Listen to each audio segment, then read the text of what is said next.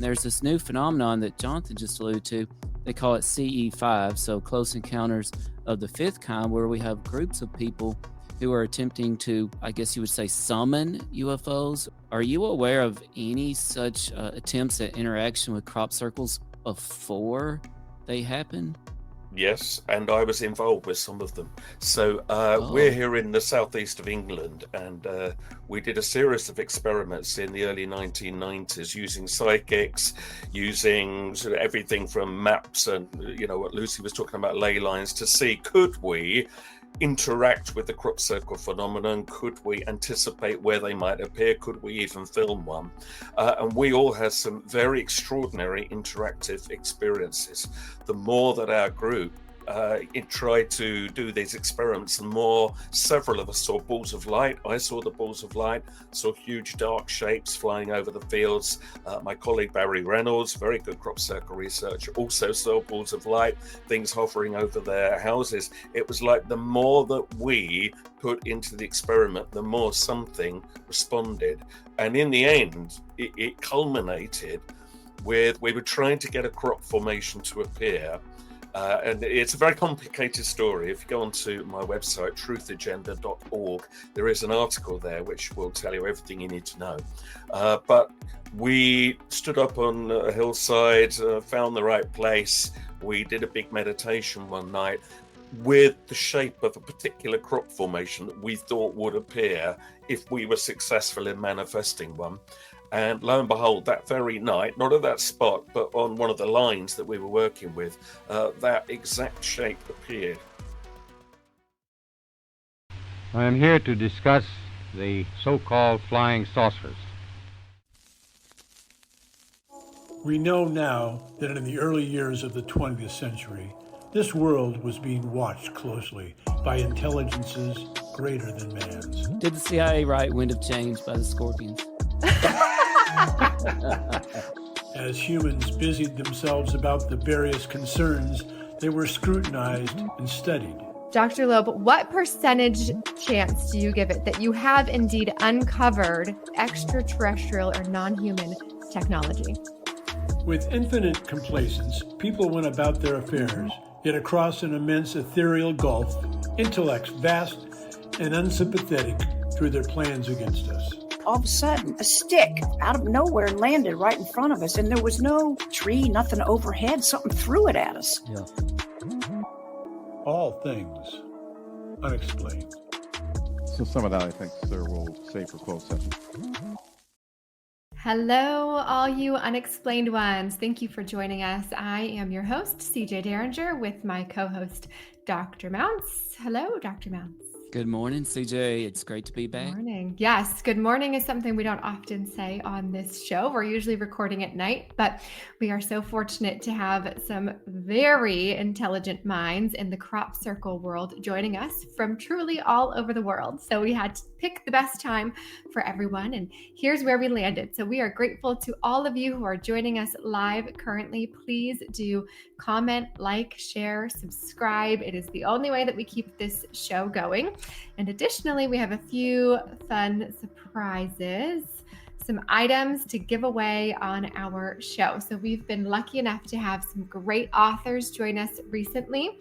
We had Lee Starks come tell us about his book, Orbit, and I have a signed copy of Lee Stark's book to give away to a commenter today on the show. So if you comment, we will enter you into a little raffle to give that away. We also have a signed copy of Patricia Cornwell's book, Identity Unknown. Patricia has been on our show twice now. She has sold over 100 million copies of her books. She is a best-selling author, and this book has a little bit of UAP mystery in it, so you will love that. It's got more than that in it. It's got us in it too. Oh, it's got us. How could I forget? Yes, of course. It talks about all things unexplained. How could I forget? And ancient aliens. Yeah, we are mentioned in the book as one of the main characters' favorite podcasts to listen to. So again, Patricia, thank you for that shout out. All right. This show, I think, has been in the making for a long time. We have talked about everything on our podcast. And so often the concept of crop circles comes up as a side note or something that may have happened in relation to a UAP. And I will tell you, I am not an expert on crop circles, not even close. I really wanted to learn more, and what better way to do that than to bring in those people who are experts. So today, joining us, we have Andy Thomas, Professor Jonathan-Paul DeVierville, and Lucy Pringle, who have spent many, many decades researching crop circles. So they are here to enlighten us. And we will be bringing them on in just one moment, right after this commercial break. All Things Unexplained is free to watch on YouTube and listen to wherever you get your podcasts. If you would like to support our show, you can visit our YouTube store. Additionally, you can find us on Venmo under All Things Unexplained.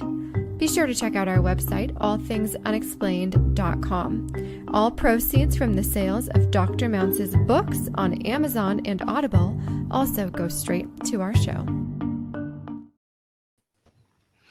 All right. Welcome, everybody. Thank you for joining us. We've got people coming in from the UK and from Texas. We are all over, and we are going live right now on X and on YouTube. So again, if you're joining us, please do like, comment, and share. We're going to do a roundtable discussion today about crop circles. So before we get started diving into topics, I would love to hear each of your backgrounds and how you got into this work. So Lucy, I'm going to start with you. Tell our listeners a little bit about yourself and your history with crop circles. Well, I think I know I started in 1990, and I live in Hampshire, and it was happening all around me. And so it seemed to be right on my doorstep. And so it was a fascination, a complete and utter fascination, completely out of the blue. And I was a foundation member of the Centre for Crop Circle Studies, which really put the whole subject on the map worldwide. And then my studies really began when I had a strange experience in a circle. I wasn't expecting anything to happen at all, and I'd had a severely damaged shoulder. And sitting there, I felt this strange energy going through my shoulders, and I thought, well, I wonder what's happening. And I lifted my damaged shoulder arm, which I hadn't been able to lift even to clean my teeth the night before. And I found it was absolutely fine, completely healed. And a friend was there who had a nasty condition called systemic scleroderma, which didn't allow her to lie flat. And when she was in the circle, there she was lying flat. So that started me off, because I suddenly realized immediately that quite unintentionally we had, and unexpectedly, both had healing events. Now I have to stress they're not all healing. It's not all wonderful. Some people feel very ill in there, and I always say quickly get out. But that really started me on my quest to find out what was happening to people. And so it went from there. Yes, those are very powerful experiences. I could see why you would want to learn more. Yes, and in my latest book, what a beautiful cover. I've written up a lot of my work over the years, because I keep a database, and I've got 840 something reports of what's happened to people in the circles. And they are a complete melange, complete mixture of good and bad. Some people expect, most people expect to feel well, and they don't always. And I always say to them, come out quickly. Wow. So there's certainly some energy happening in those crop circles, and we'll dive into that. Strong energy. Yes. And that doesn't happen in man-made ones. Okay. I've done some research in man-made ones, and nothing happens. Yes, and we will dive into man-made ones as well. And we just had Lucy's website up there. We will pull that up again later. But you do have photographs, by date that people can go to and see. Yes. And they're often used for books and things like that, which is great. Okay. Well, thank you, Lucy, for joining us. I'm going to head to Andy next. Andy, tell us a little bit about your background in crop circles. Oh, well, thank you for having me on. I mean, I'm known today as a writer on all kinds of unexplained mysteries and cover-ups and intrigues, and I'm very keen on sort of keeping freedom of discussion alive, which is definitely under threat today. So that's kind of what I work with now. But I've always kept my hand in with crop circles because that's where it began for me. So I came in just a little bit after Lucy in 1991. To this whole world of the strange when I was in the West Country of England, and that's when many crop circles appear. And I hadn't seen them before. I'd heard of them like everybody else, but it was only in that moment of actually walking in them, witnessing how many there were, how huge they were, that I realized immediately in the pit of my stomach, there's something here that I need to be a part of. And I discovered there were people researching them and writing about them, and I joined in basically. And now over the years, I've given a lot of lectures on crop circles and many other things, and written 5 books on crop circles. The best one I'm probably known for is a book called Vital Signs. And what I always think is that the circles are a brilliant introduction to the unexplained. Because whatever you think about them, wherever you think they come from, they make people think. And the symbols are astonishing, and the mathematics and all the other qualities about them are breathtaking. So you show them a simple picture of a crop circle, but without you saying a word, people immediately can see that there is something worth discussion. So, it is something that I think is still very important to share with people and keep the conversations going about them. And so here I am today. Yes, and we are grateful that you are here today. Thank you.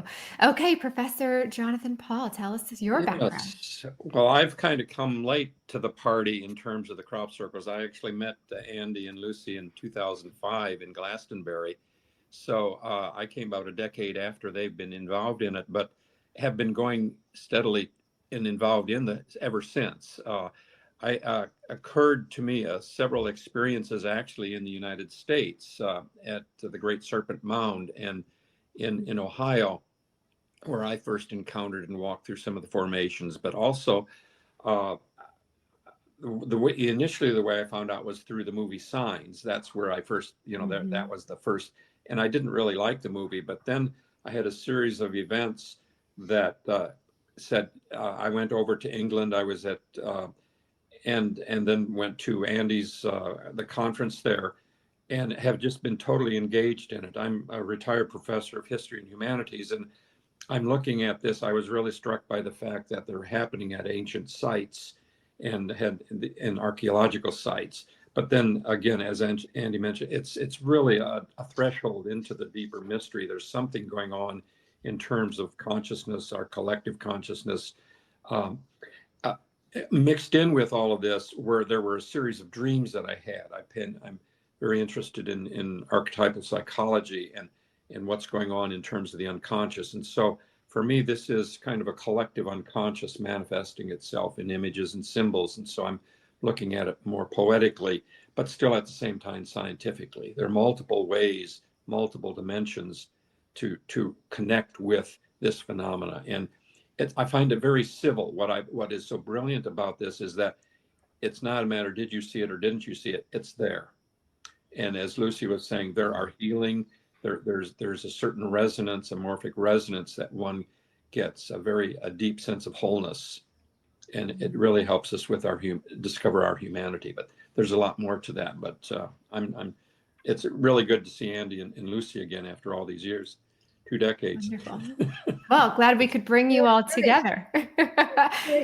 And you mentioned that it's there, you can see it. And that is something that's unique about crop circles compared to other areas of phenomenon, right? Oftentimes somebody sees something and it's gone and they try to tell others about it and all they have is their word. But for crop circles, they are there. So let's talk. Each of you have a different background, and I know your theories might be different than one another's, but I also know that you all have respect for one another and what you do. So I'm confident we can have an open discussion. I want to hear from each of you what you think after your research is the best explanation for the existence of crop circles? So, Lucy, we'll go back to you first. You want to find out what my conclusion is after researching the circles? Yeah. Well, I don't think I've reached a conclusion.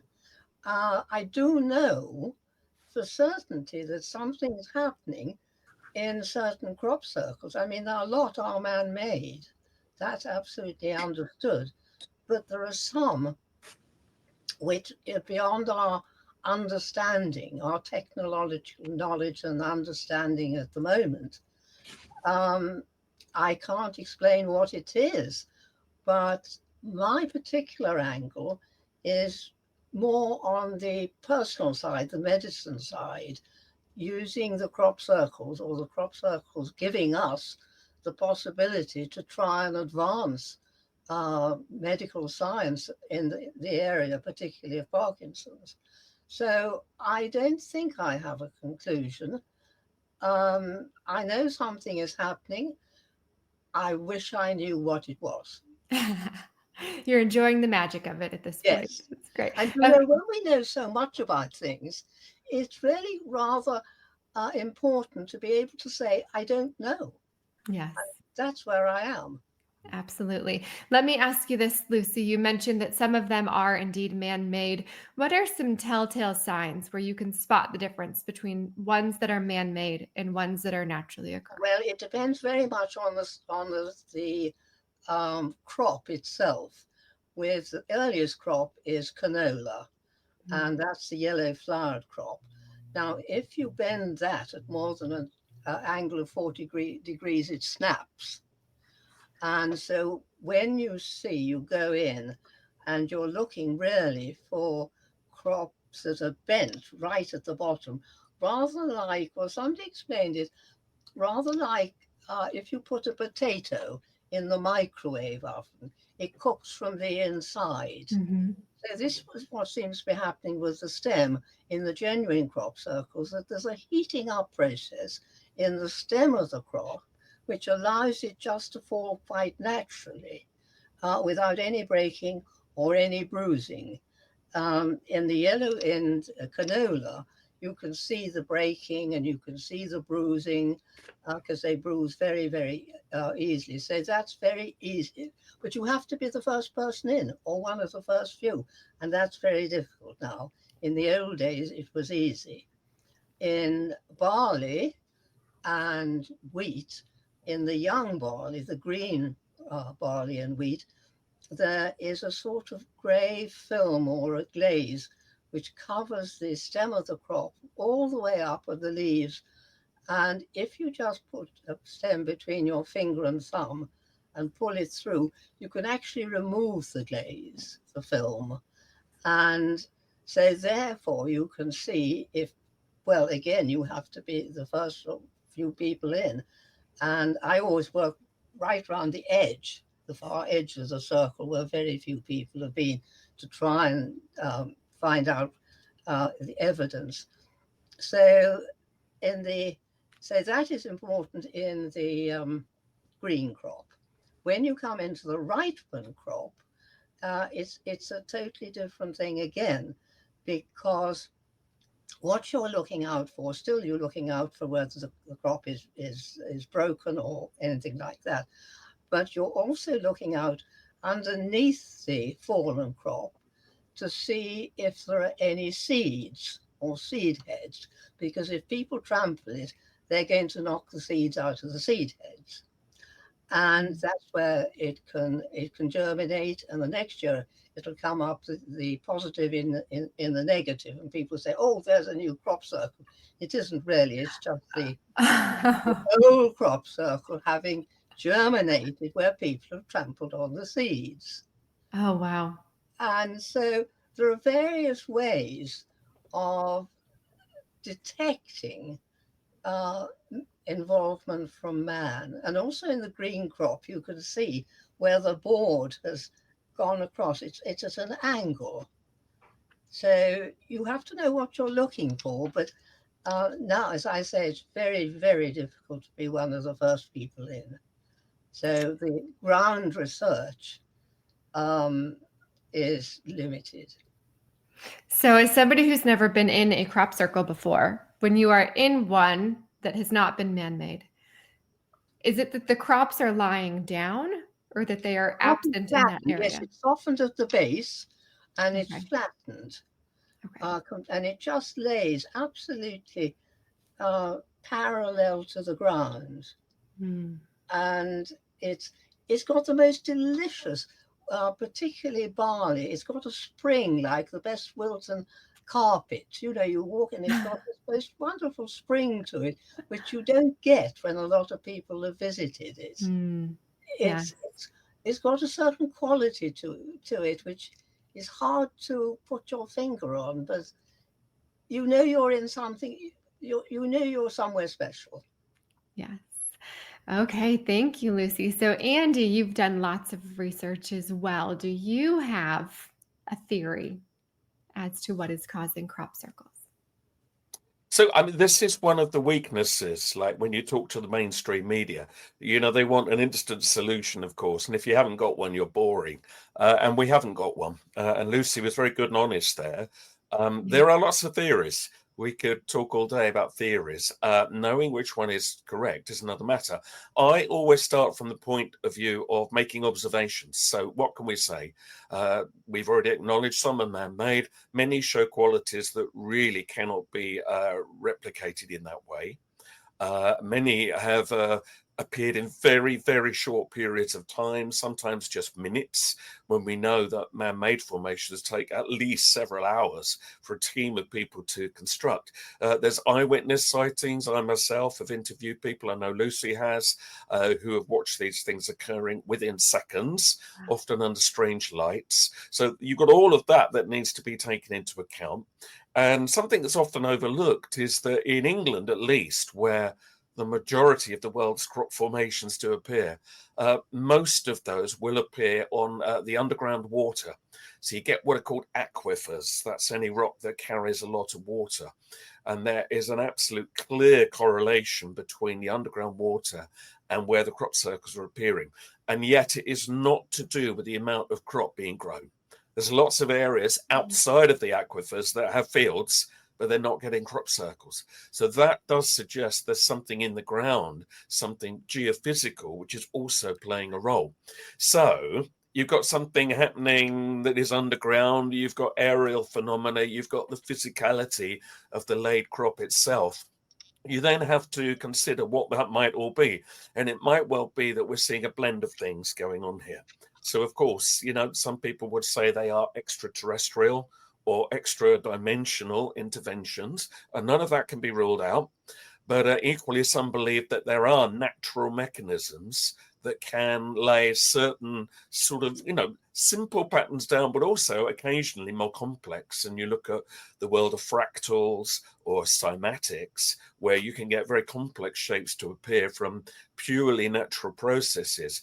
And you wonder, well, maybe there is something inherent in nature that can do that, but that maybe something else has come along and learned to manipulate to create certain patterns, because some you don't know what they are, but others have clearly been astronomical diagrams. Some have been actual pictures. We've had coded messages. We've had pictures of aliens. So, you know, we're dealing with something here that I think can work on a number of levels. And in the end, you're left just hoping that sooner or later we'll find a pathway that leads us a little bit closer to what's going on. But I think there's many different things all working together here. Yes. And having the conversations about what it could be is important. And that's the one thing.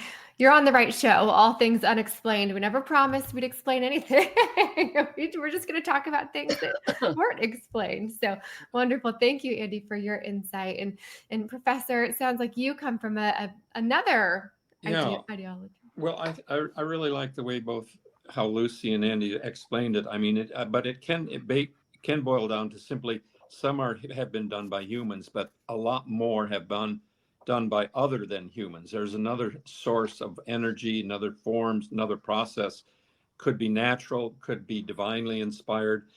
But I think, you know, it's a full range from the plants on our planet and Earth, as well as something universal and cosmic. I think there's part of it I picked up this one picture of all the different formations that have happened over the years. So if we step back and look at the whole phenomena, it isn't just, I mean, it is one, and there's a series of one, and there has been a development of these formations. And as Andy was mentioned, the sacred geometry in it, there's something going on there that is quite sacred and spiritual. But you can look at it in multiple ways, scientifically, very specifically, like Lucy's done, and very, what's going on specifically. But also, again, if you pull back and look at the whole phenomena that goes back, I don't know, the mowing devil, you go back to the 16th century. So this is a phenomena that's been going on long before we've had aerial photography. There's a dynamic to it. There's different dimensions to it, multiple perspectives.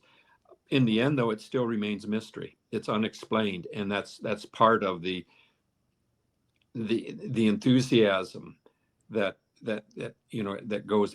But I think one thing I think that is happening, it has happened to me in my experience of 2 decades with it, is that it provides a very civil condition, a very civil community where one can converse about this to really rediscover our humanity within the galactic context. And that's where, it moves into the realms of disclosure and revelation of something larger going on in new realities, So a lot more to that, but it's a full range, it's a full range from of reality. Yes. And they are so beautiful. And you would think that for anybody to create one as a human, they would have to have a very wide range of knowledge on how to make that work. Tim, I know you had some questions. I'm going to toss it to you here for a little bit. Well, I think it's really interesting that we have 2 guests here joining us, Andy and Lucy from the UK, and we have Professor Jonathan-Paul DeVierville who's in Texas right now. So I'd like to start with Andy. Andy, it seems to me that the majority of crop circles happen in the UK. I may be wrong about that, but is that appropriate to say? Yeah, that's absolutely true. So it is a global phenomenon. Let's be clear. There have been many countries that have had them over the years, but there's no question that they are not many compared to what we get in England. And I say England because it is England really rather than Britain. We are crop circle central. Now, you have to ask why. Is it something in the ground? Is it something to do with the psyche of the people that live here? Is it all the old legends of King Arthur and the Holy Grail? And the answer is we don't know, but we are the center. And there's something about the sacred landscape, and that was referred to earlier on, that I think is quite fascinating. So many crop circles will appear near ancient sacred sites. Now, does that mean there's a link? Were the ancient people aware, for instance, of where the natural energy forms were, which is why they placed their sites where they did? And if the crop circles use that same energy, partially at least, to be created, is that why they clustered together? But yes, I mean, the United States has had some crop circles. Jonathan was sharing about the ones at the Serpent Mound some years ago. But I have to say it has been very quiet in America for the last few years, which is, of course, extraordinary, given how many huge miles and miles of fields you've got there. So it's certainly what I've noticed. There was a burst of a lot of global activity for a while. Now that's kind of pulled back and back and back until the focus here is firmly in the UK. I mean, even we don't get the numbers that we used to have, but we still get more than anywhere else. So I think there's a feeling at the moment that we're certainly in a phase where it's almost like all the arrows are pointing back to, okay, but now come back to here where it started. Now, what are we supposed to glean from that? That's what we're still trying to wonder. But there is still a feeling, and this has been there in the crop circle world for a long while, that it is the beginning of something, that it was in some way heralding a change, some shift. And of course, looking around the world today, a lot of people feel, maybe we're getting to that moment now. And there will be something about where these are clustering around that could at some point play some role in hopefully bringing us some enlightenment as to a way forward. But it is, of course, all guesswork. That's well said. Do we think the United States is second in crop circles, or do we know? Sadly, I don't think it is. So I would say if you were to look at the globe and you were to sort of look at the northern hemisphere, so we're in the middle, then there's a band of crop circles going across Europe, Czech Republic, into Russia. Obviously, when you go the other side and you cross the Atlantic, you've got a band that's been sort of like Canada and then some in America. But I would say primarily Europe has probably, just to cluster that all together, been the next nearest. I mean, it was interesting about 5-6 years ago, France, which is just across the channel from here, had nearly as many crop circles as we did for 1 year and quite a few the next year. But then again, that's dropped off again to just a few. And we're still maintaining at least higher numbers than they are. So, you can never predict it. And there are charts that show which countries have had what, but it can go up and down. It can shift. It isn't something that's always running at the same level. And the global distribution certainly has come and gone. At the moment, it is very quiet globally. Not nothing, but not much. But at the moment, we somehow here are still hanging on. Right. And, that's one thing I'm still trying to wrap my mind around with the UFO phenomenon is the comparison of people versus locations versus just purely physical things. It's hard to know what is the prevalent thing that's happening. And Professor, you're here in the United States and you have visited England to look at crop circles. And have you noticed, what do you think is the difference between England and the United States in terms of crop circles? What are we looking at? Yeah, certainly England has had a lot more, but what I'm looking at is perhaps there's a shift from quantity to quality. For example, the formations this summer and the last few years excuse me, have been very, very refined, very good. I mean, they're very precise, the sacred geometry, they're beautiful, and they're qualitatively, and the locations have been, to me, very significant. And so, but it is, and of course, England, they're more concentrated. I mean, you can get there, I don't know what the radius, about 100-mile radius where they're happening in Wiltshire and Hampshire, but here in the United States, they have been spread out primarily in the Ohio Valley. There's a friend of our colleagues of our, Jeff Wilson, who really knows the phenomena, iccra.org. He has all of the crop circles that have happened, over 650 in the United States. The first being in 1847, I think, was that they've documented. But again, they're far and wide, but they are located, and they have always been located in these cultural sites, the mound building sites. And wherever there has been a formation in the United States, within a distance, within a short distance, you'll find an archaeological or remnants of previous cultures, as well as water. There's usually it's related to a stream or water or spring. So there's that. Those are multiple signs, but. I think it may be more, not so much as many, but as the quality of them are just really, I'm finding them quite beautiful and quite meaningful. I love how you brought up the mounds, because I grew up in Mississippi and we actually have a lot of Indian mounds or Native American mounds, right? So it wasn't unusual for us.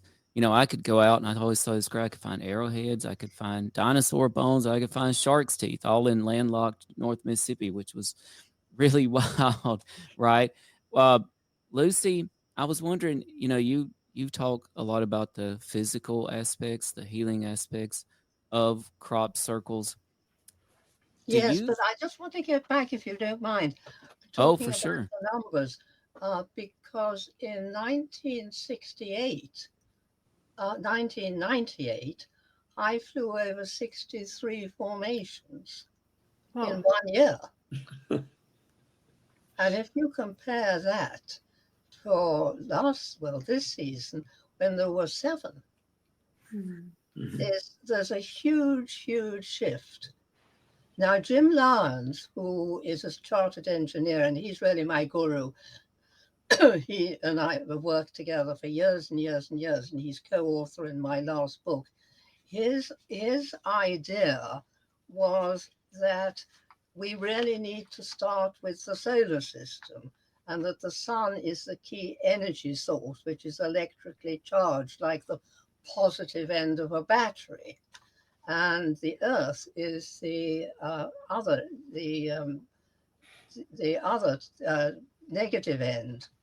And he talks about the network of electrical lines. It's a web. We really have a sort of like a web-like pattern running all over the globe. And you get certain points where these lines meet and they cross. And those we call the nodal points. And those are areas of huge electrical energy. And what you'll find is that many of the crop circles are actually appear on these exact spots. We can't see what's happening under the ground. We have the tectonic plates and all that sort of business and the electricity underneath. We can't see any of that, but certainly our ancestors, who Angie was mentioning, knew about these. They could feel them, and they'd walk along. In my view, in my vision, I can see them walking along, and they come to a spot, and they feel different in some way. Either they feel a tingle or something makes them stop and think. So they put a marker there, a stone, and somebody else comes along and they too feel something strange. So they put another stone there, and little by little this grows into a sort of cairn, a combination of stones going up.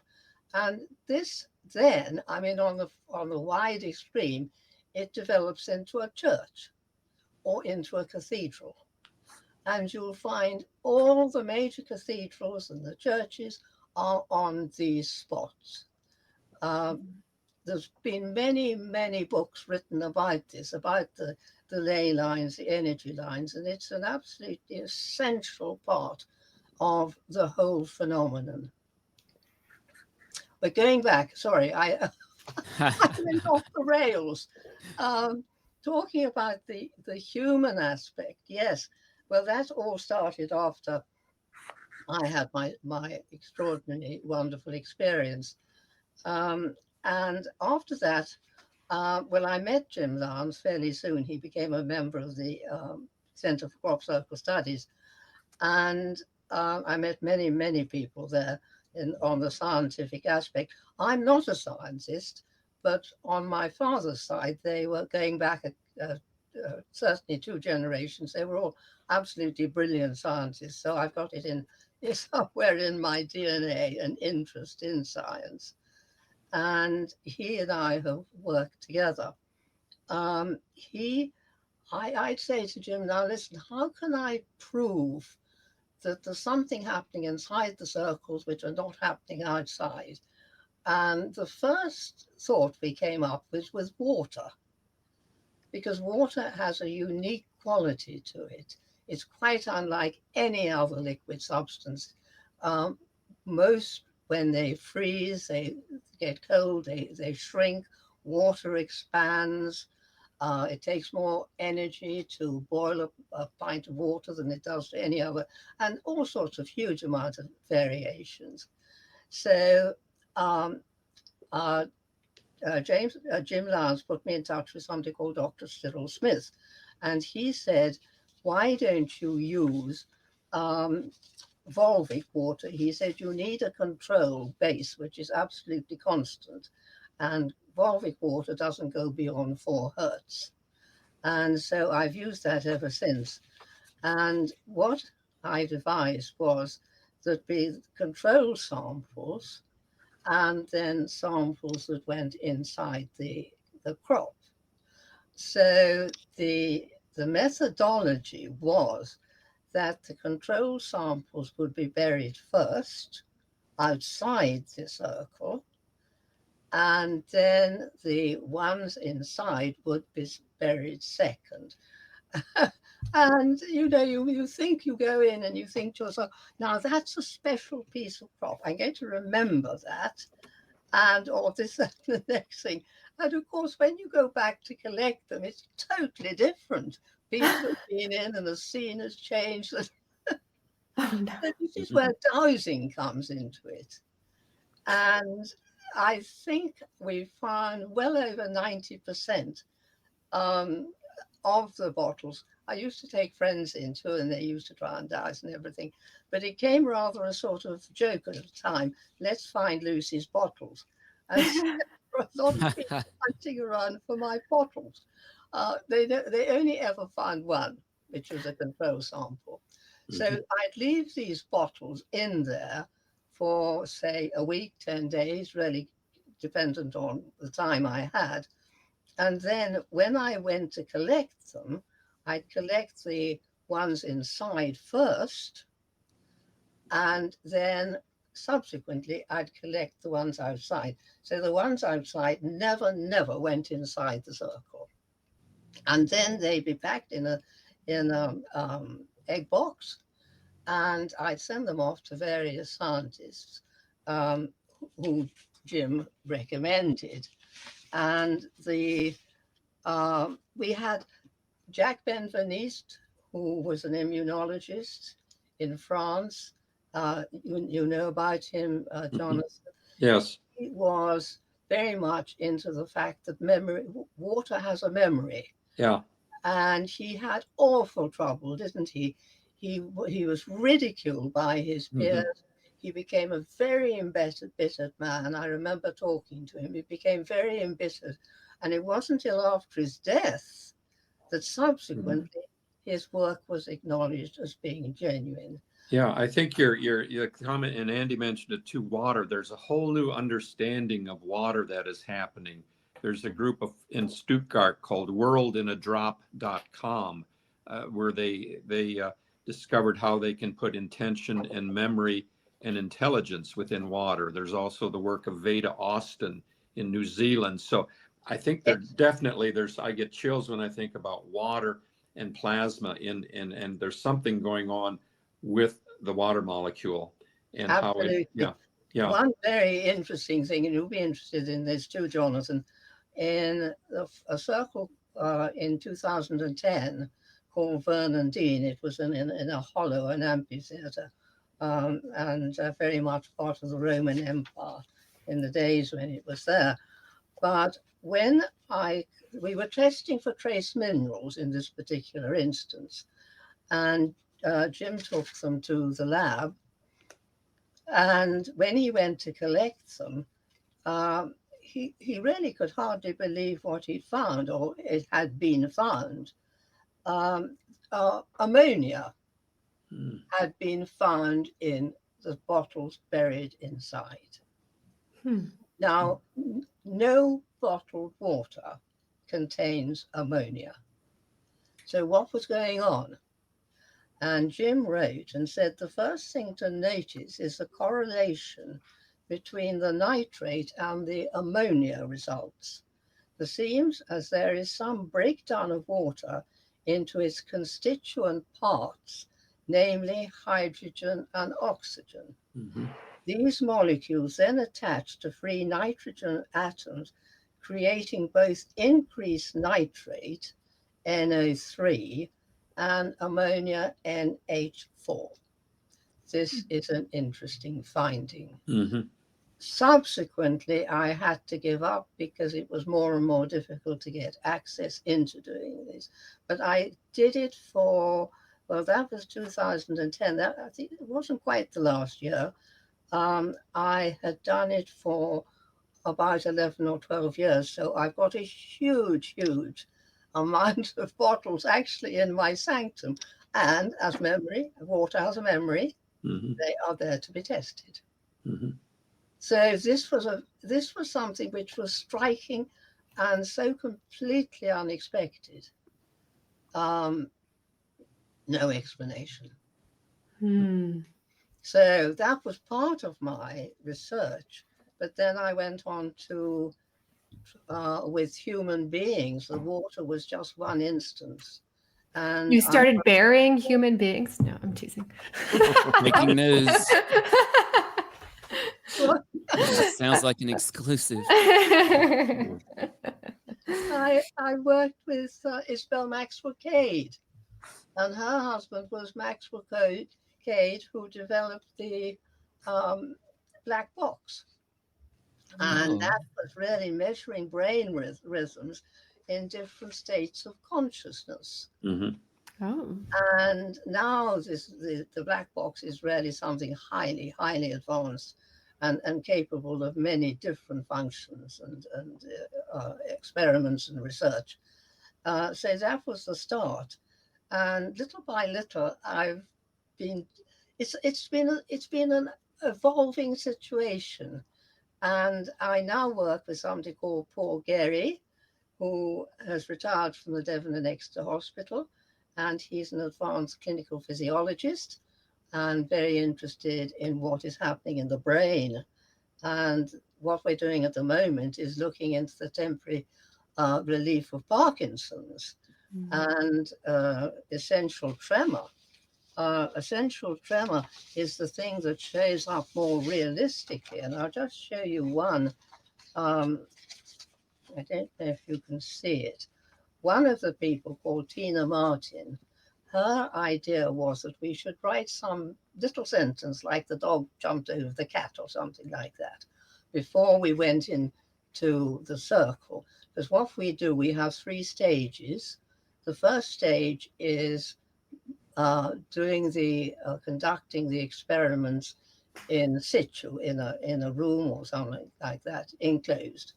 Then we go into the circle, we repeat the experiments, and then the second control sample is done somewhere away from the circles. So we have 3 identical tests conducted in exactly the same manner. So we're getting 3 results which you can compare and then analyze. So I just want to show you, this is, I don't know if you can see it. Wait a second. There we go. Up now. Yeah. That's the first bit Tina Martin wrote before she went in. And she has Parkinson's, is that? And she has essential tremor. Okay, essential tremor. Thank you. Then the next one is in the circle. Wow. And the next one is, outside the circle, some little time afterwards. And you see how it's improved her writing. Yes. Absolutely tremendously. But subsequently, a few hours later, this is what we get.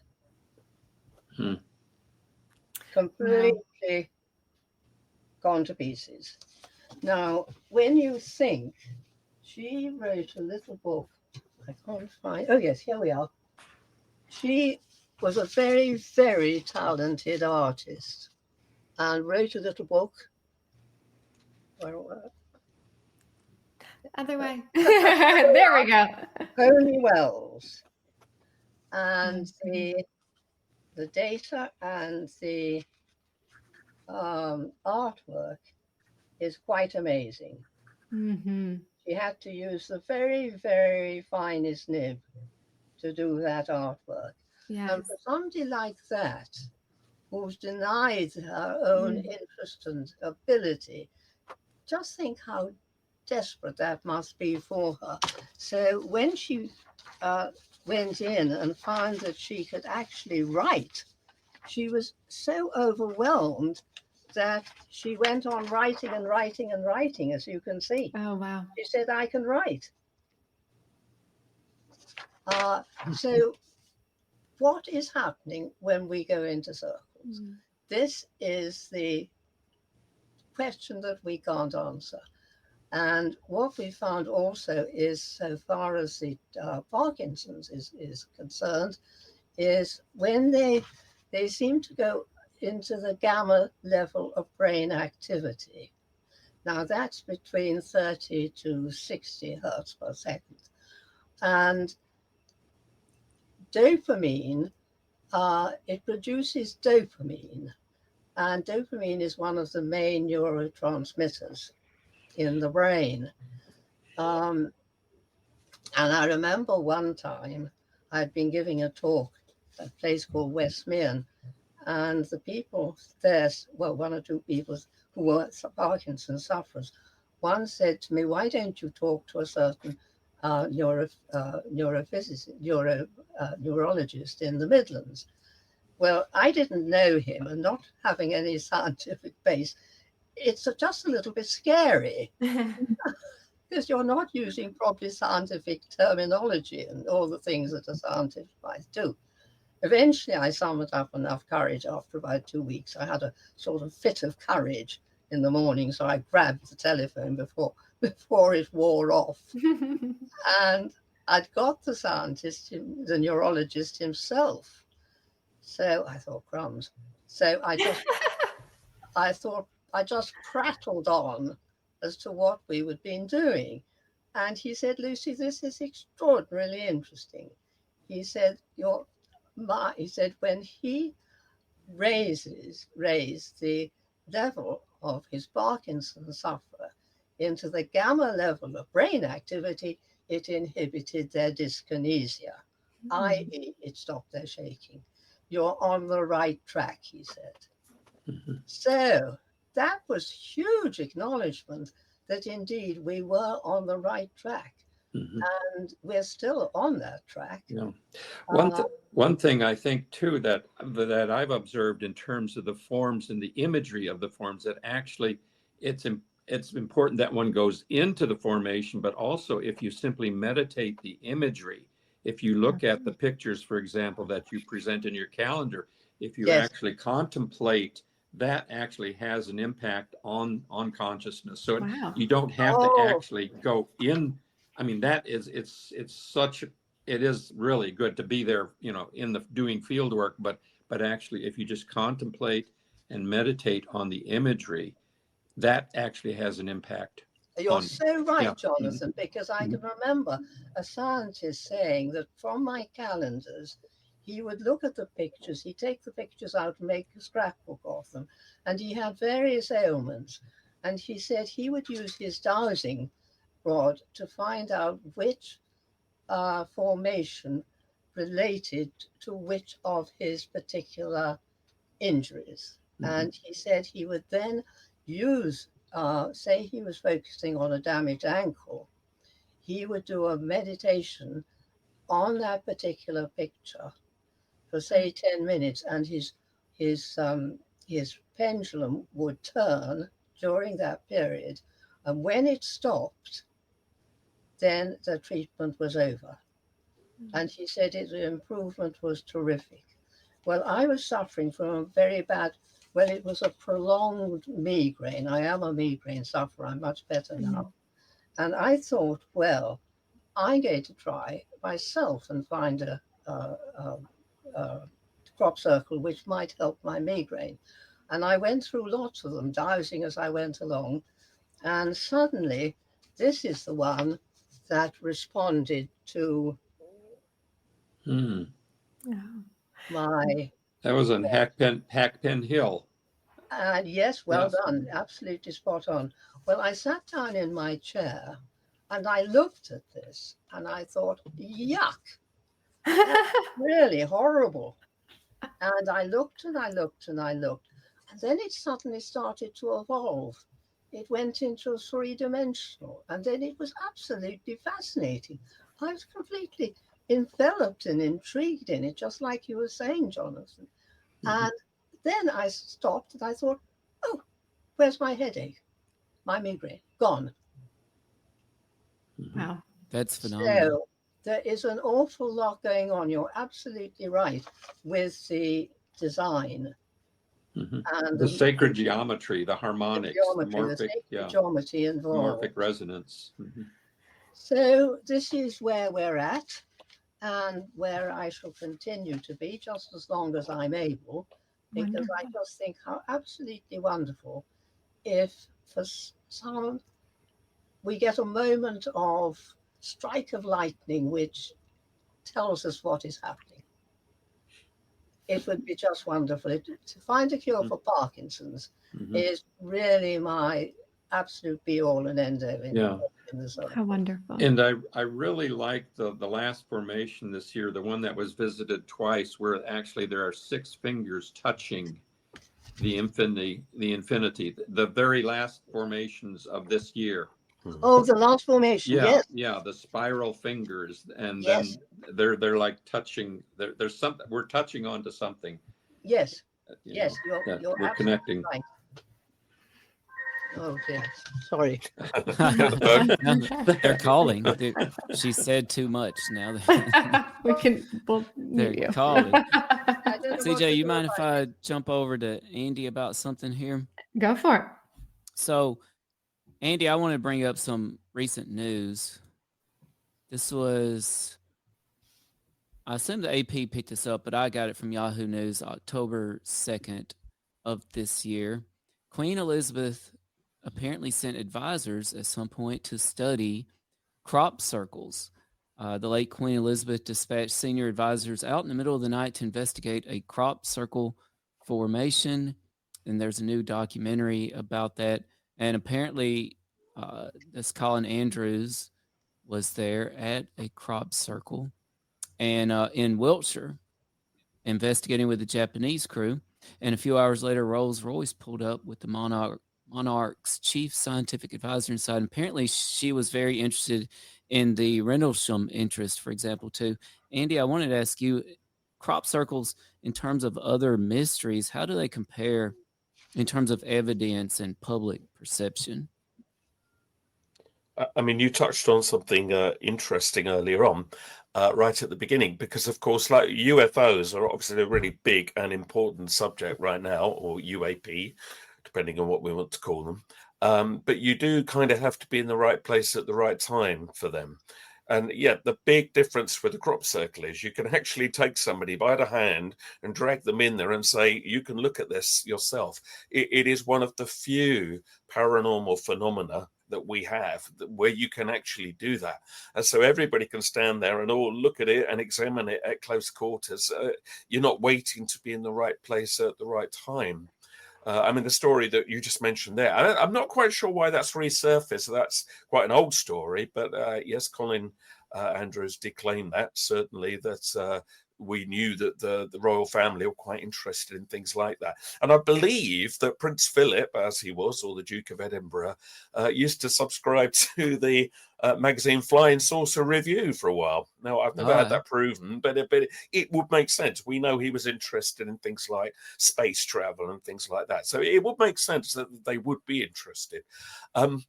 But, you know, in the end, right, again, right, we're back to you have to approach this from every single angle and get as many different people involved, right, as you can.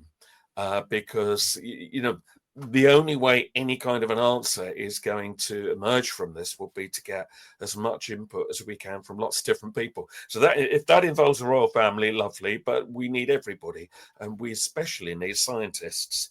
And of course, one of the big problems that we have is that getting real qualified scientists on board is difficult because they just see the endless debunking. They see the media making fun of them and dismissing them all as man-made.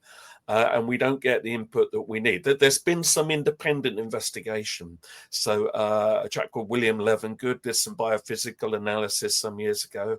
That was followed up by the Dutch researcher Eljo Hasselhoff with really interesting results looking at biological anomalies in the plants that you couldn't recreate by just flattening them down with a piece of wood or a garden roller.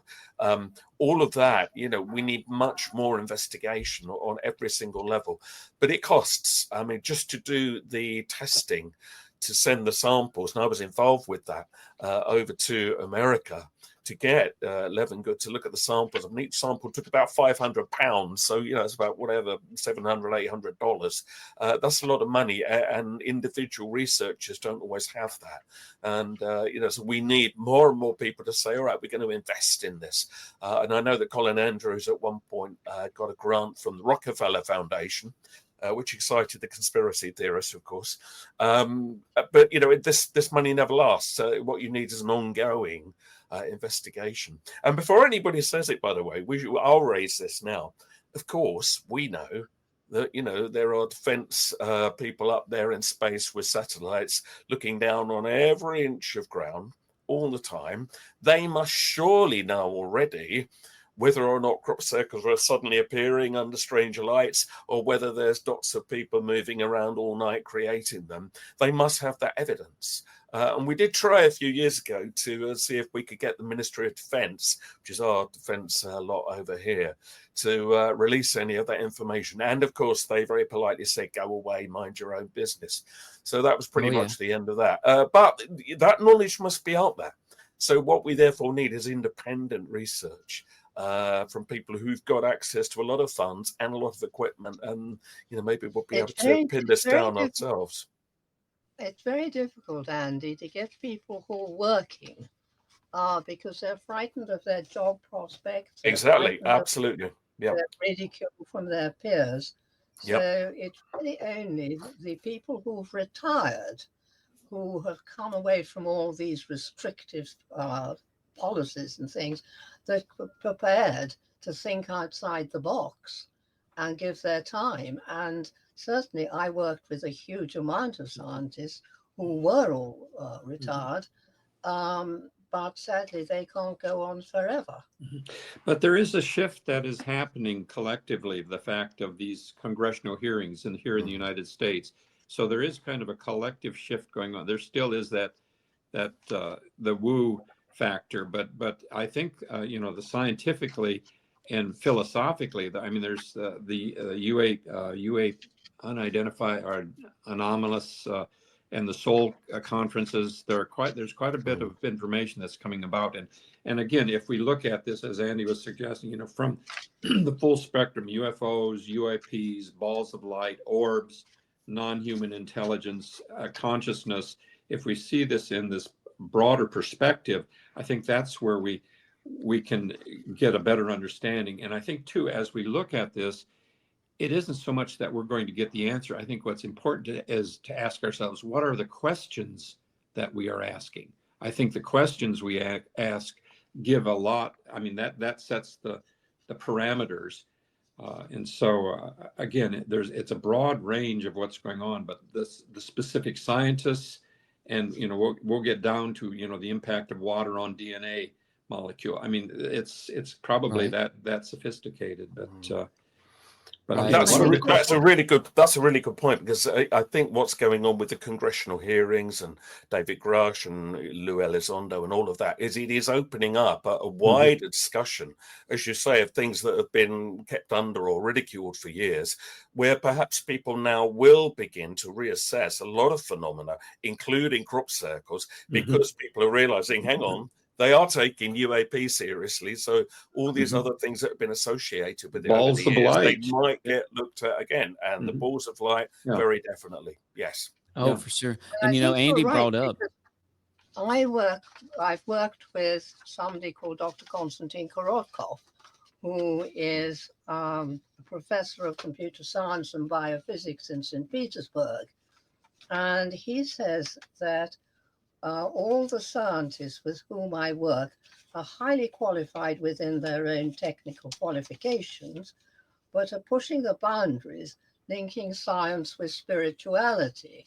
Now, I think Russia very often is in the forefront of linking things which are outside what you might call the intense stricture of conventional science. That's I think you're right there. Although here in the United States we have the Noetic Science Institute. Edgar Mitchell started that. They're doing some deep research, and also the New Paradigm Institute. I think when people should really take a look at Danny Sheehan and Jim Garrison, the New Paradigm Institute are really pushing, especially in terms of disclosure, but it goes deeper than that. They're also looking at the science and this relationship between what the spirituality, the metaphysics, or the spirituality, and in a sense of a new science where the phenomenological science, where the observer participates in it. So I think there is a shift going on. And I'm glad you brought that up.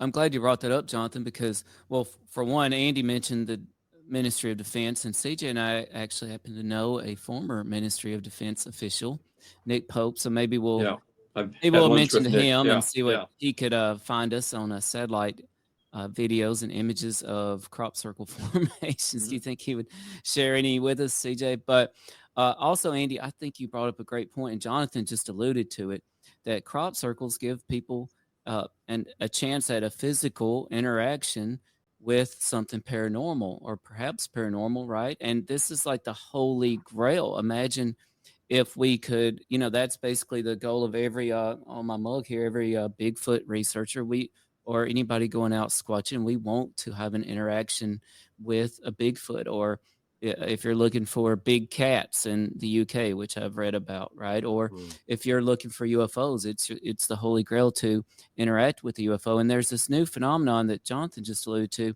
They call it CE5, so close encounters of the fifth kind, where we have groups of people who are attempting to, I guess you would say, summon UFOs, or at least call them or project them or interact with them in some way. How this happens, we're not quite sure. But Andy, are you aware of any such attempts at interaction with crop circles before they happen, or during? Yes, and I was involved with some of them. So we're here in the southeast of England, and we did a series of experiments in the early 1990s using psychics, using sort of everything from maps and, what Lucy was talking about, ley lines, to see, could we interact with the crop circle phenomenon? Could we anticipate where they might appear? Could we even film one? And we all had some very extraordinary interactive experiences. The more that our group tried to do these experiments, the more several of us saw balls of light. I saw the balls of light, saw huge dark shapes flying over the fields. My colleague Barry Reynolds, very good crop circle researcher, also saw balls of light, things hovering over their houses. It was like the more that we put into the experiment, the more something responded. And in the end, it culminated with, we were trying to get a crop formation to appear. And it's a very complicated story. If you go onto my website, truthagenda.org, there is an article there which will tell you everything you need to know. But we stood up on a hillside, found the right place. We did a big meditation one night with the shape of a particular crop formation that we thought would appear if we were successful in manifesting one. And lo and behold, that very night, not at that spot, but on one of the lines that we were working with, that exact shape appeared. Now, nobody outside of our small group knew what had been chosen. And I know what the debunkers say, well, somebody just did it for a laugh. Well, how could they have known what the shape was? Right. And if they somehow divined that through the psychic internet, well, that's still amazing to me. But the fact that that shape did manifest, and we had other crop formations changing and appearing in certain places that were connected to our work, certainly proved to us that there was an interaction. And in fact, the very first day we held our first meeting in 1993, this was a long time ago, to discuss what we were going to do, in the nearest field to the Paul Bura, his house, he was one of the people we were working with, the nearest field you could get had the first crop formation of that summer in our region, in a field that had never had one before. And it was almost like something was going, yeah, well done, guys, you're on the right lines here. And then finally culminating at the other end of the 3-year period with the formation in the pattern that we had anticipated. So yes, there are definitely evidence of interaction. And other people have tried it. Other groups have tried that. I believe even Stephen Greer tried it, of course, with this whole CSETI group. I know he's controversial, but they apparently manifested their logo in the fields as well. And Cameron, they had an extraordinary experience too, very similar to yours, Andy. I don't know if you ever read about it. They had a group of people, and they were giving a talk, and they said afterwards, if anybody wants to stay on, please stay on, because we're going to meditate and on a certain circle.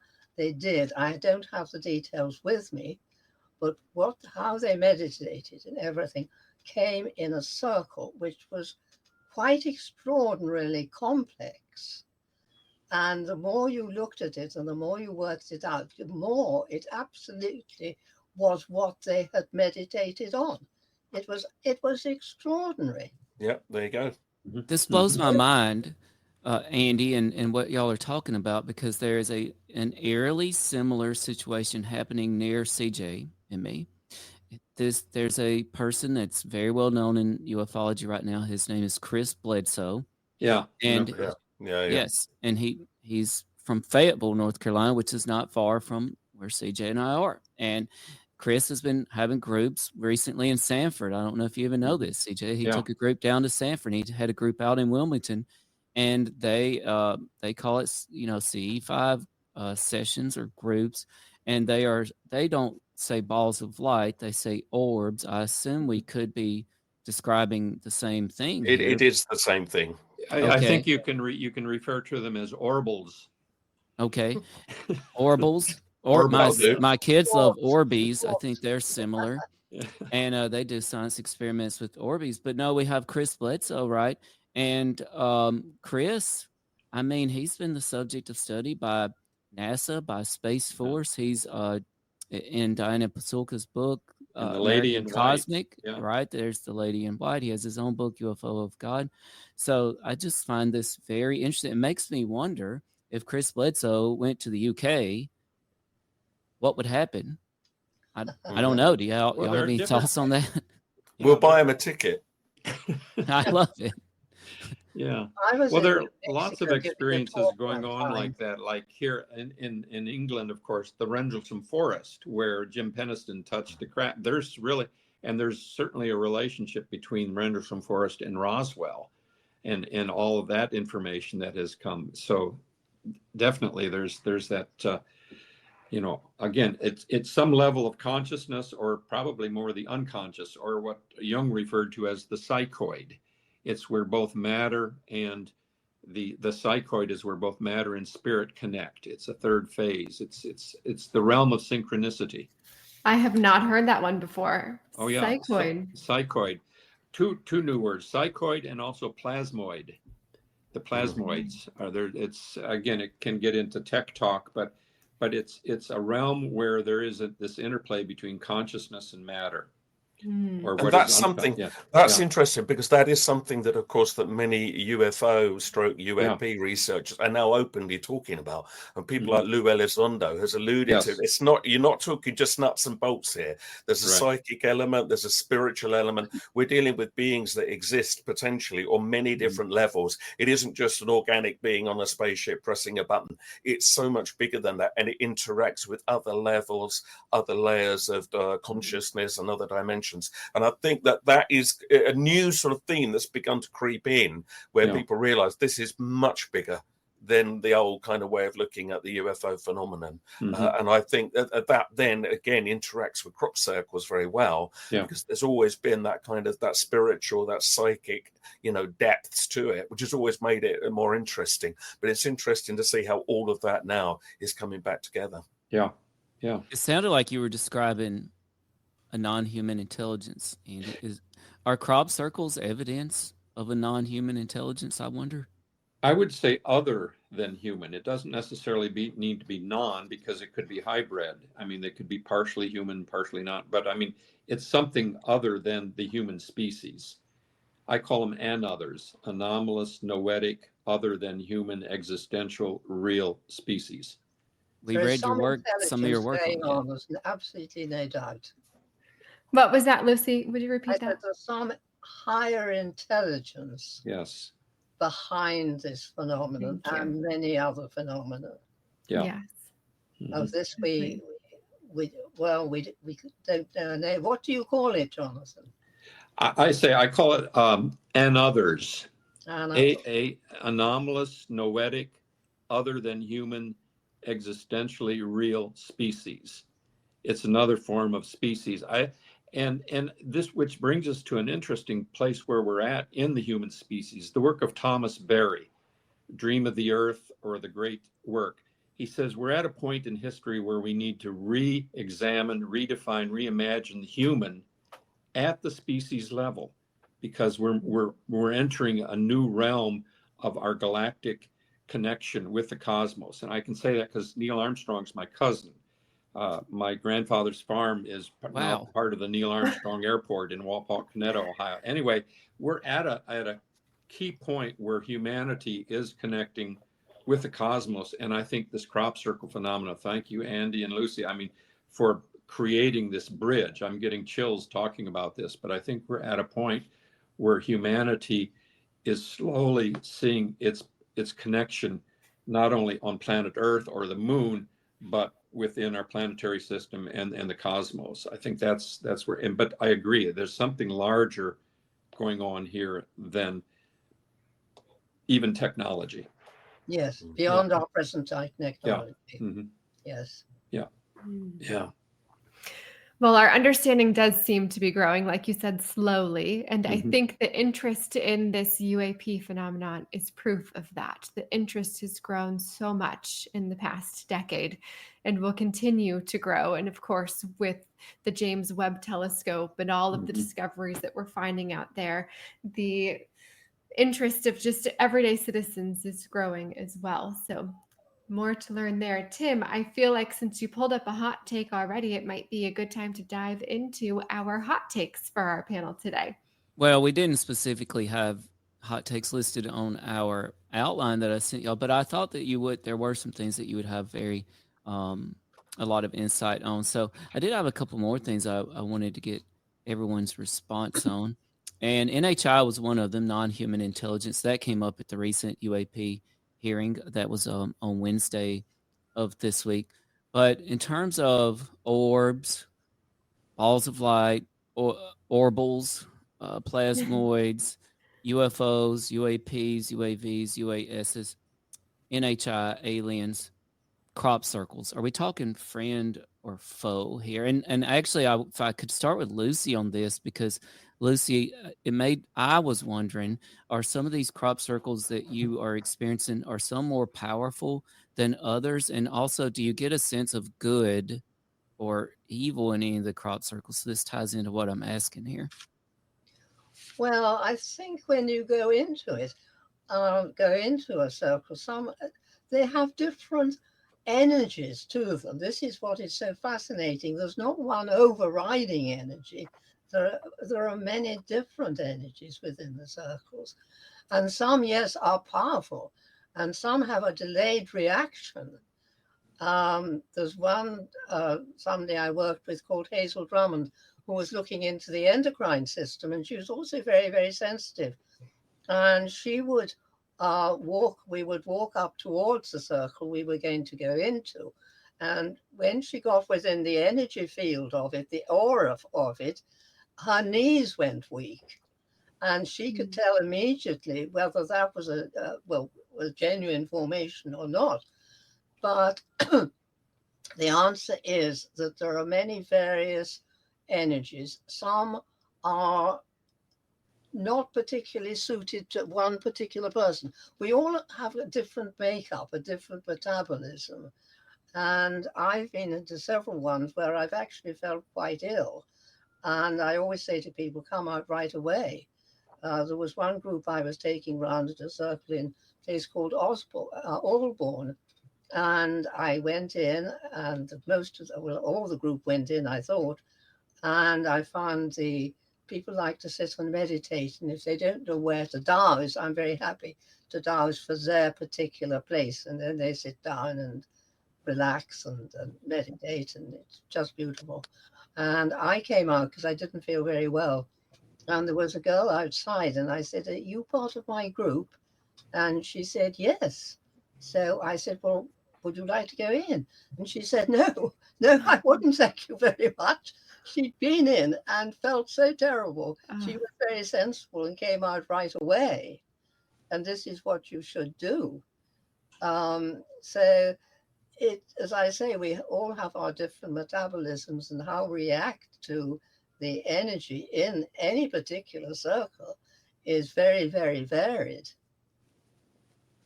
And some are, yes, definitely, without doubt. The one that appeared when somebody was watching it, the 1996 one at Stonehenge, that was a most extraordinary phenomenon. I'd been giving a talk, and on the somebody afterwards had taken a taxi and said, I've just been to a fascinating talk on crop circles. And the taxi driver said, oh, I saw one appear at Stonehenge. Well, this got back to me very quickly. And this was in 2002, I think it was. And I rang through to everybody. No one hadn't appeared. And so everything.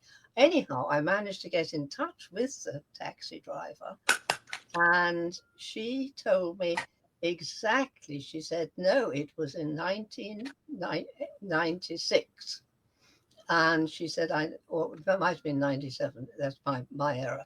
Anyhow, she said, I know this for a fact because I was driving down to Wiltshire to see her son who was in the army. She said, I know it was a Sunday because all the traffic was coming back from the West Country and she had an easy ride down. And as she was approaching Stonehenge, she saw a whole lot of traffic pulled into the field opposite the hedge. And so somebody came out and she went in and found a spot. And so I taped her recording of this. And she said she saw the most extraordinary event. The crop was actually going down in front of her eyes. Wow. Now, she said she couldn't tell the shape of the circles, whatever was happening in the field, because she was on the same plane, the same level. And she said this was absolutely mind-blowing. So I said to her, well, how long do you think this was happening? And she said, Lucy, well, when you're watching something like that, you're not looking at your watch, are you? So I said, no, not at all. And then she said, well, went on, and I pressed her again about the time element, and she wasn't amused at all. She said, Lucy, I was there. I know what I saw. You weren't there. You don't know what I saw. So and then you see, this was about, well, several years, about 12 years or so since it had actually happened. Why hadn't this story come out? This was the extraordinary thing. And then I racked my brains about it. And I thought, well, if you've got a whole lot of people watching something, you know everybody there is seeing the same thing. But when you leave, you're all going to go off in different directions. And you're not going to go into the next pub, you see, and say, I've just seen a crop circle appear. You're all by yourself. Nobody else was with you in this particular, and people will just laugh at you. So it didn't come out at all. And this was so interesting. Well, apart from that, but the time element was of absolute importance because a pilot was flying a medical doctor over Stonehenge at a certain particular time. I think it might have been 6:40, something like that.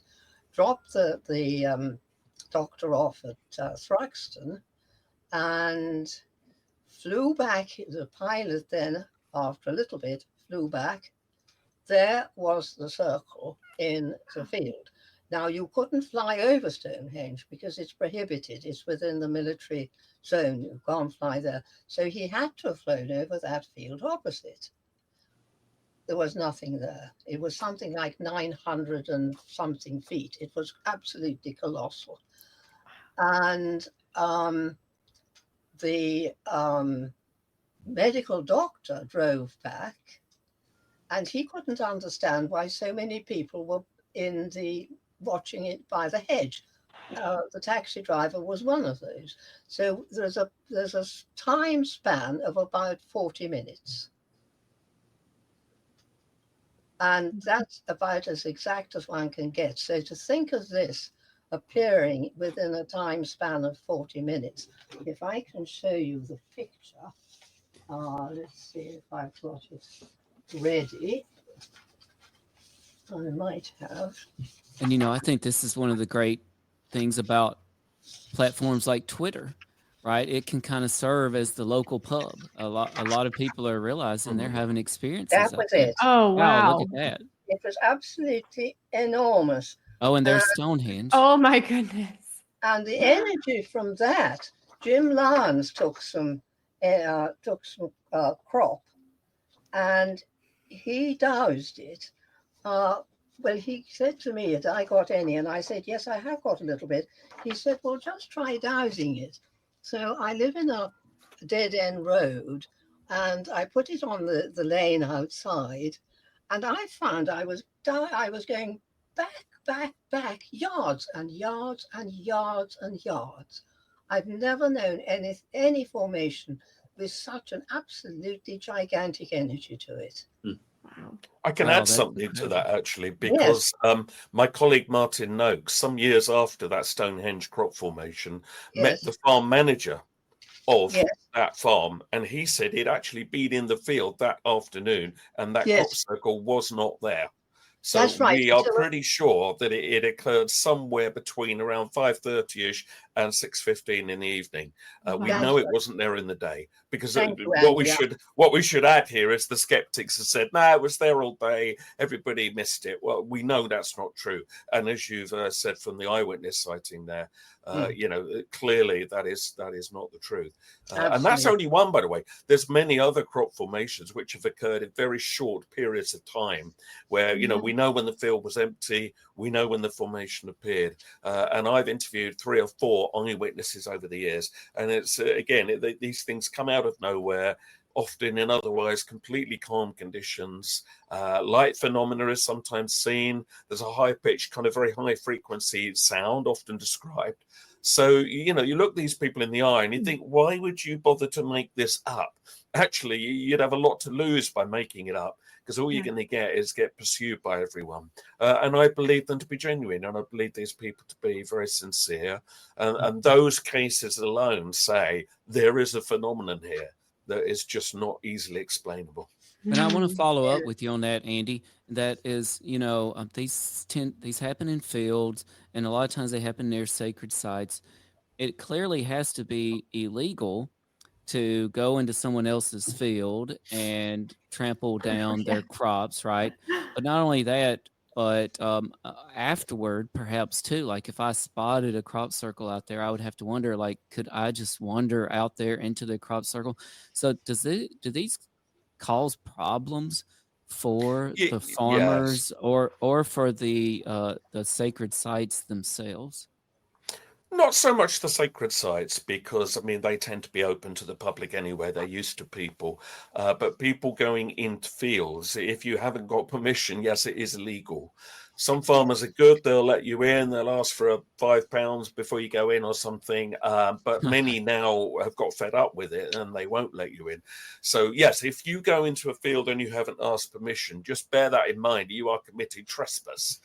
And there have been altercations between farmers and people, and claims of shotguns being fired in the air over them. So, yes, you should get permission. Obviously, if you go in and make a crop circle without permission, you've definitely broken the law. There was one prosecution some years ago for a man-made crop circle, where the chap who made it was perhaps a little bit unwise. He put the diagram of that crop circle on the internet the night before he made it. So, of course, they were clearly then able to identify that he had. But other than that, and this is quite an interesting point, right? Most crop circles are unknown. We can say, yes, we think some are man-made. Some say many are man-made. Actually proving what the ratio is between man-made and non-man-made is almost impossible, because actually we don't have evidence for most of the crop circles. Unless you were there while it appeared or it was being made and you saw that, we don't know. So I always get a bit sort of fed up when people say, oh, I know that 98% of crop circles are man-made. They don't know that. There is no way they can know that. They only know that if they happen to be there, and of course they weren't. So let's not be glib. We need to be clear. We know some are man-made. There's lots of TV programs where people have done that. But interestingly, actually, it's only those ones that have been filmed in the making, and they're often nowhere near the quality of what we're used to. They're the only ones we know for certain are man-made. Yes, we can assume that some others are, but absolutely that does not explain a large proportion of the many crop formations we've had over the years. And by the way, I mean, there are around, and you can argue over the numbers, there are now around 10,000 recorded crop formations. So, you know, that's an awful lot to explain. Yeah. Well, I just say I have no opinion, because unless I've gone in into the stage where I form a judgment, I really can't have an opinion. No. Well, you Unless can I'm- have an opinion on what you see, and what we've always done in our investigation team is just say what we see. Is it nice? Is it broken? Is it this? Is it that? You just say what you see, and you leave other people to make up their own minds. To make a pronouncement without absolute evidence, and this goes, by the way, for a lot of other things, not just crop circles, is unwise, and then it opens you up to the debunkers. Just don't proclaim, and yeah, you're right. Don't come up with an opinion unless you absolutely know, but you can still describe what you see, and that seems reasonable. CJ, did you have any other follow-up, or do you think we should go into a few listener questions? Yeah, let's get to some listener questions. Yeah. If everybody is up for that. So, CJ, I'll just pull it up and I'll let you read it if that's okay. Sounds great. And this one is okay, from Dr. J. Lisa T. Oh, for Dr. J. You've explored the idea of new cosmology. Could you explain how crop circles might be influencing or reflecting changes in our understanding of the universe? Yeah, the new cosmology comes out of the work from Teilhard de Chardin and Thomas Berry. These were cosmologists, philosophers, and then also the work of Brian Swim. It's seeing humanity and planet Earth. It's looking at things not from the nation state or from global, but seeing us, planet Earth, in the context of a galactic, of the cosmos. So it in terms of the planet, the sun as being, as Rupert Sheldrake says, he feels that the sun is a living entity. Gaia is a entity in the sense of para-Gaia temp, another Earth time. We're moving into another timing of the Earth in terms of humanity. We are all of the Earth. All of us have come, in a sense, we've been born of we are all biological entities.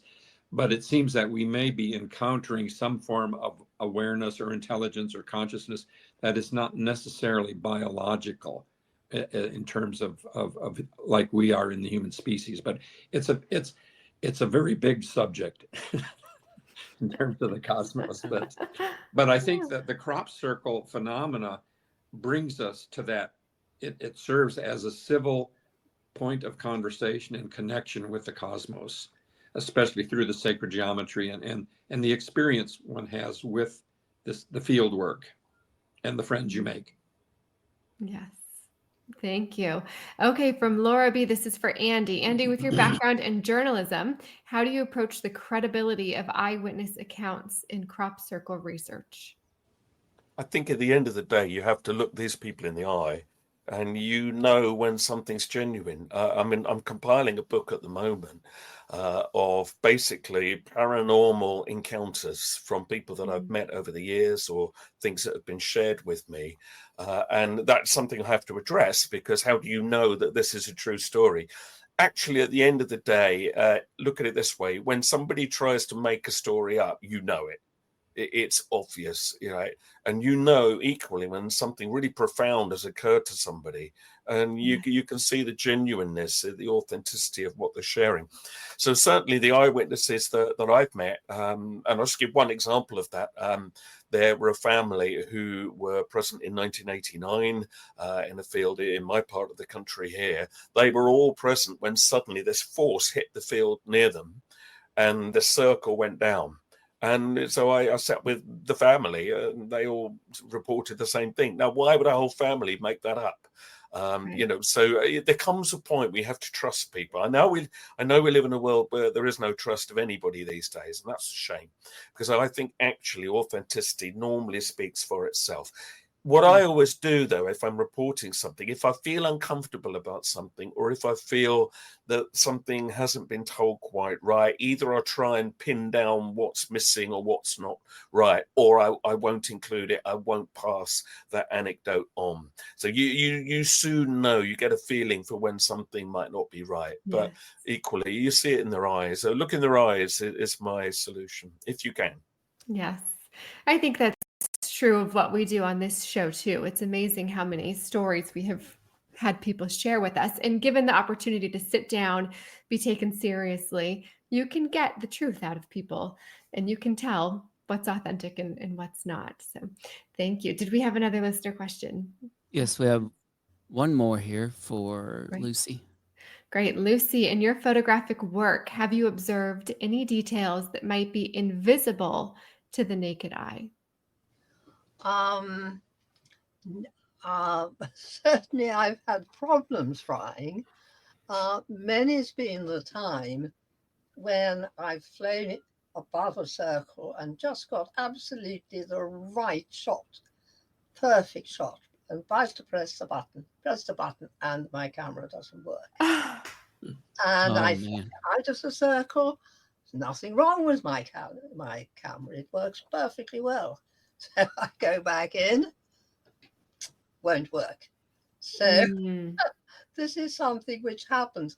And there's no doubt that there is an electrical force going on in the circle. The things that have happened to people. There was one particular time I was doing my scientific research day in one, it was called the Druids Knot in 2002. And there'd been many, many problems in this particular one. Several teams of reporters, one from Norway and one from Italy, had been in a certain place in this particular circle, and their equipment had failed, and it had never failed before. It was called the Druid's Knot because of the rope formation around. Beautiful. And when I knew exactly where this particular spot was, so quite a lot of scientists came in, including somebody called Roger Taylor, Dr. Roger Taylor, who he was an immunologist. And I said to Roger, now don't go and put your computer there. He wanted to do a certain research with his computer. And in fact, he'd got somebody with an adapter which was going to record what was happening. And lo and behold, he went and put his computer exactly where I told him not to put it. Well, I didn't hear until several days later. He rang through and he said, Lucy, I've had the most expensive problem with my computer. It worked in the field. He said, as soon as I took it away, he said, the whole motherboard, the whole board completely didn't work. And he had to have the whole system replaced. His whole hard drive had been wiped. But the information, funnily enough, was still on it and would show an extraordinary spike where something had happened in that particular spot. So these things do happen. And there's another time when a formation was about to be harvested. This particular one, it was a double fractal in 1998, I think, something like that. And I was in the field and there was a crew recording this, BBC or something.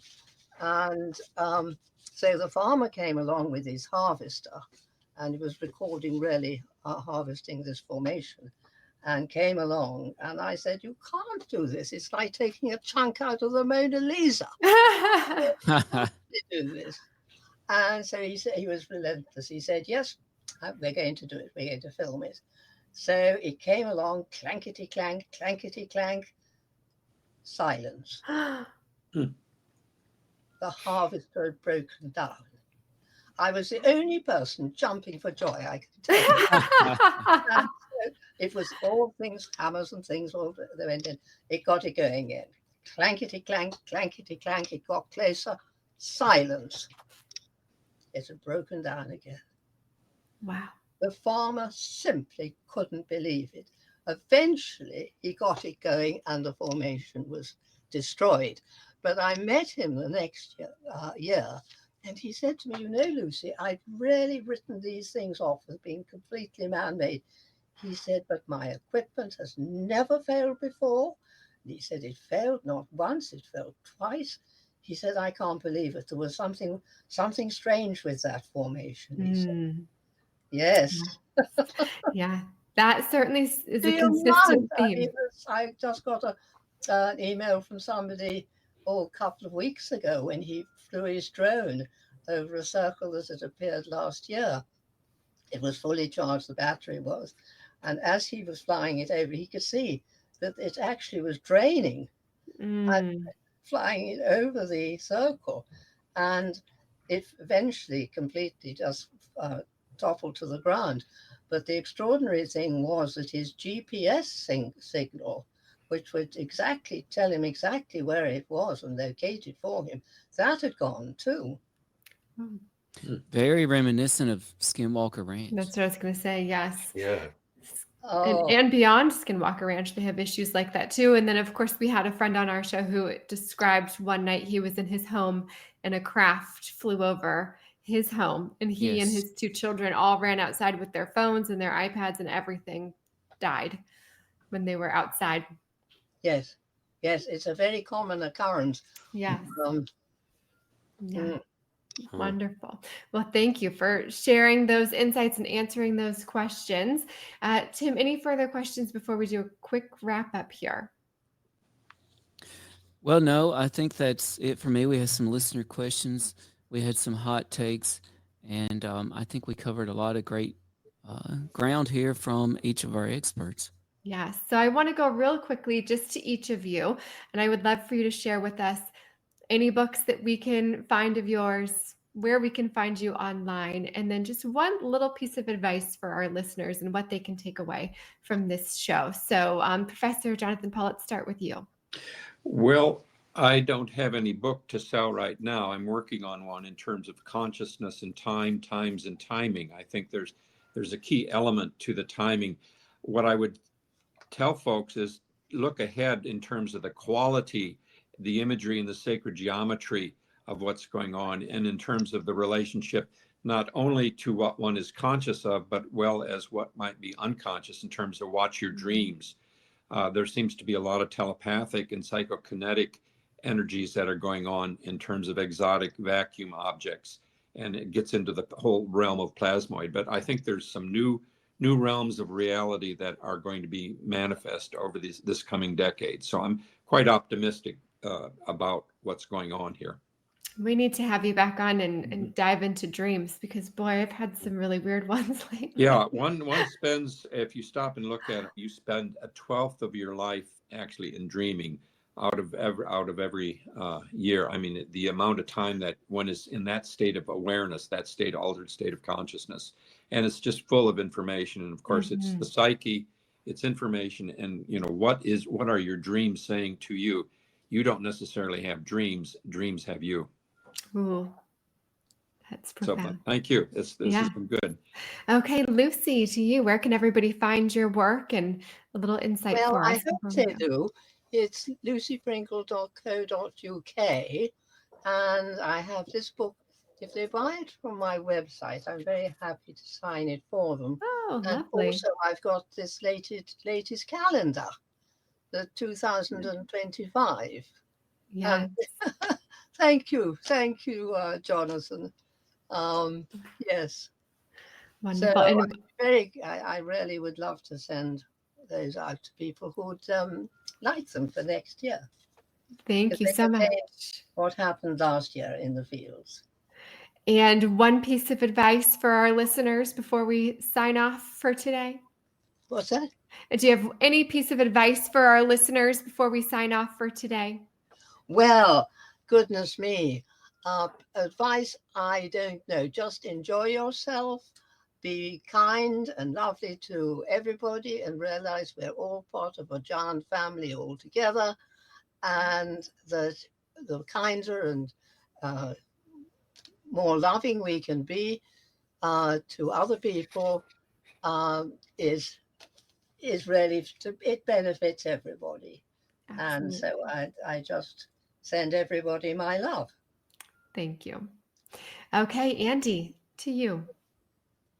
So, I mean, I've written various books over the years. My most recent book was called The New Heretics, which is all about, trying to get freedom of expression, stop polarizing. That's a big issue of these days. But there's actually quite a long chapter in there about the crop circles and the lessons that were learned from all the kind of the human interaction and all the polarization that did occur in that world for a while, and how some of us managed to come out the other end of that intact. So, there's quite a lot of crop circle stuff in there, as well as it covering an awful lot of things.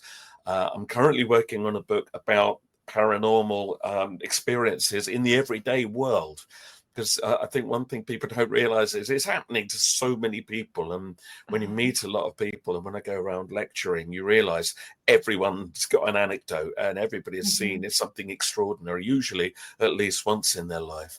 So I'm compiling that. But if anybody wants to have a look at my work, have a look at my website, which is truthagenda.org. I think it's on the screen there. Lots of information there about my work, lots of videos to watch. Also go onto YouTube, just look up my channel, Andy Thomas, and there's a lot of lectures there you can watch, covering, various aspects of my work. And in terms of a final thought for people, I would just say be open-minded. I think we're all very encouraged these days to scoff and to have an opinion before we've ever actually looked at any evidence. And I would really recommend not doing that. Pull back from that before you have an opinion. Have a look at what it is you're looking at and mouthing off about. Find out, and then have an opinion. And that's a healthier way to do it. And don't polarize, because as we can see all around us in the world, polarization and the refusal to meet anybody in the middle is part of the problem. And one of the things that we did learn in the crop circle world over the years was actually the people that got on best in the end learned to just meet in the middle and accept there's going to be variations in opinions. We're not all going to think the same, and the crop circles are not all the same. They bring different things out to different people, and just that lesson to allow that, I think that's the best thing probably that's ever come out of crop circles. So thank you. Certainly. You're so right. We may not all agree, but we need to be open to hearing why somebody might think differently, right? So thank you all for your opinion. And Andy, you've said that so many people have had experiences. And before I started this podcast, I did not believe that was true. I myself had not had any experiences. I was brought onto this podcast to be a skeptic, and I have failed my job miserably because as I started talking to people, not only on the podcast, but in my everyday life, it's true. Everybody has a story. They've had an experience. They've had somebody in their family who is an experiencer of some sort. And it does feel like there is a greater connection that is going on. So thank you all for sharing your expertise and opinions with us. We appreciate you. And for those of you that are tuning in, if you have not yet, please do subscribe to our channel, like and share this episode. Again, when the episode comes out, we will be giving away free copies of signed books from Patricia Cornwell, her newest book, Identity Unknown, and from Lee Stark's Orbit. Both are wonderful reads, quick reads. They're very fun. And that is all from me today. So Dr. Mounce, I'll send it to you for our final thoughts. So my final thought on crop circles is that, one thing my takeaway is there is something to be had just from getting outside and experiencing the world around us, the universe around us. So I would like to encourage everybody to get off your screens, get off your phones, head outside, go into the woods, experience nature, look up at the sky watch, look for crop circles if you want to, but get outside, put your feet on the ground, put your eyes into the sky, and experience the universe around us. You might not find Bigfoot, might not see a UFO, you might not discover a crop circle, but you might find something even more important. You might just find yourself out there. Thanks everybody for joining us today. All right. Until next time, stay happy, stay strange, and keep listening to All Things Unexplained. Thanks, friends. Thanks, everybody. All Things Unexplained. What's your hot take on Travis Taylor?